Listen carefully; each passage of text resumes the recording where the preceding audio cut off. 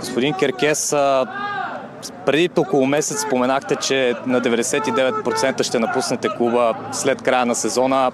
Има ли все пак някаква вероятност тези проценти да намалеят при добро стечение на обстоятелствата? Нема, сад е 100%.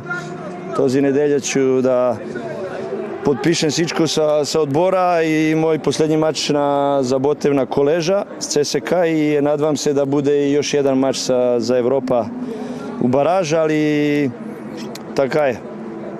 Този ситуација е така, аз сам решил преди много време да се тргвам. Казам, 1% je bio zato što imam dogovor, ali pričao sam, govorih sa hora, sa prezidenta i sa всички i mislim da je по-добре и аз да помогнем odbor da ne